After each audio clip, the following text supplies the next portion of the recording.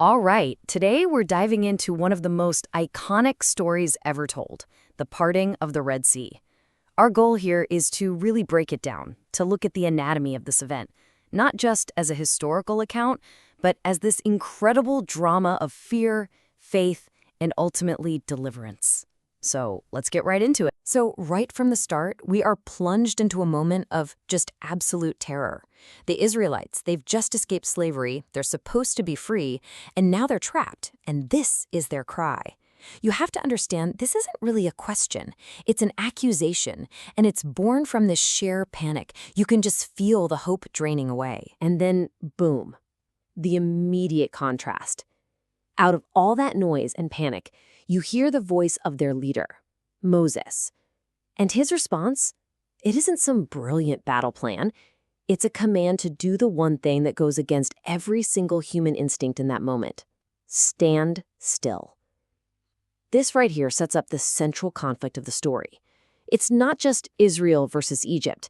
It's panic versus promise. Okay, so let's zoom in on this scene because it's crucial. This is the first act of our story.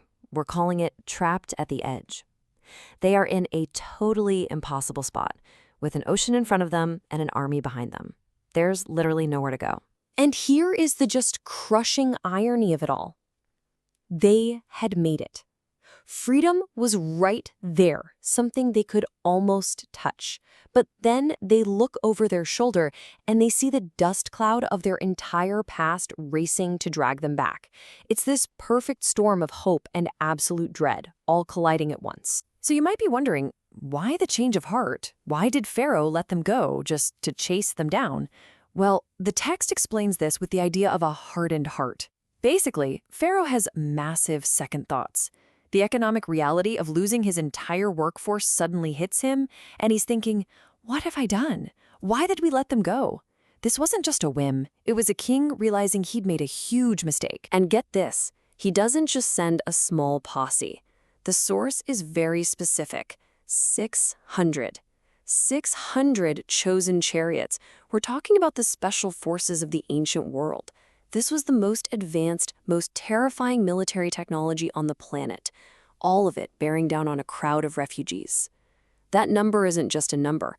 It's meant to convey an overwhelming, completely unstoppable force. So you've got this incredible external threat, right? But what it really does is trigger an even bigger internal one. And that brings us to the second act of this drama, a full-blown crisis of faith. The real battle is shifting from the shores of the Red Sea to the hearts of the people. And you can see the two mindsets here, laid out side by side. On one hand, you have the people, and their reaction is totally human, right? It's overwhelming terror, and that terror immediately turns into blame. They look at Moses and they don't see a liberator, they see the guy who led them to their deaths. But on the other side, you have Moses. He just absorbs all that fear and reflects back pure, unwavering faith, reassuring them with this incredible promise, the Lord will fight for you. And this command right here, this is the pivot point. Hold your peace. It means so much more than just be quiet. When you've got chariots thundering towards you, it means find an internal stillness. It means you have to silence the panic, stop the what-if scenarios, and trust that something is happening that you can't yet see. It's an incredible challenge. And it's only after that moment, after that call for stillness and trust, that the impossible begins to happen. So now we're in Act 3.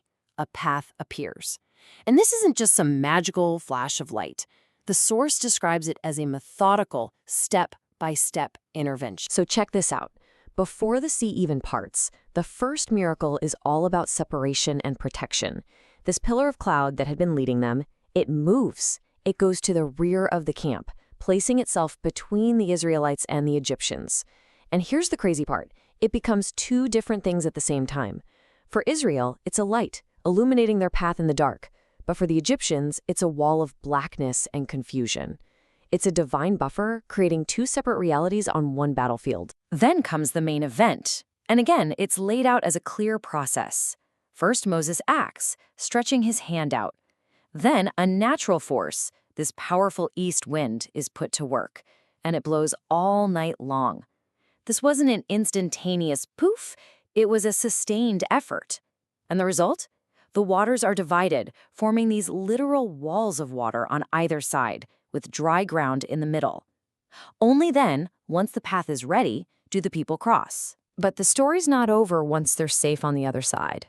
The very same sea that acted as an instrument of salvation is about to be used for a totally different purpose. This brings us to the dramatic final act, the sea's two fates. So let's follow the timeline for the Egyptians. They see the path open up and they charge right in after them. But once they're in the middle of the seabed, everything goes wrong. The source says God troubled their army. There's chaos, confusion, and their chariot wheels start falling off. Their greatest weapon becomes their biggest liability, getting them stuck in the mud. And it's only then, once their enemy is trapped and helpless, that Moses stretches his hand out a second time and the sea begins to return. And this right here is the core idea of the whole story. You have one sea, but it creates two completely different destinies. For Israel, it was a pathway to life. It was a place of light that led them to salvation. But for Egypt, that exact same path became a watery trap, a place of darkness and confusion that led to total annihilation. One event, two opposite outcomes. The language the source uses here is so stark, so final. The sea doesn't just flow back. It returns to its full strength. And the result is absolute. There remained not so much as one of them. The threat that seemed so unstoppable is just gone, erased. So the physical event is over, the immediate danger is gone, but the story itself is really just getting started. In this final part, the whole narrative shifts from what happened to what it all means. What is the legacy of this deliverance? This line really crystallizes the paradox at the heart of the story. You have the very same element, water, that brought death and destruction to an entire army, also bringing life and freedom to a nation of slaves. Destruction and salvation are two sides of the very same coin. And that's why this event becomes so much more than just a military victory. In the source material, it's treated as the foundational model for salvation itself. It's the ultimate example of a divine pathway being created where there was no path before, a way to lead people from certain death to a new life. And so we end on this question. When you break it all down, the anatomy of this miracle is about more than just some fleeing people in a parted sea. It's about how a story transforms. So how does a specific, terrifying story of physical escape grow beyond its own time and place to become this powerful, universal symbol of spiritual freedom? That's the question that ensures the legacy of this deliverance keeps echoing long after the waters have closed.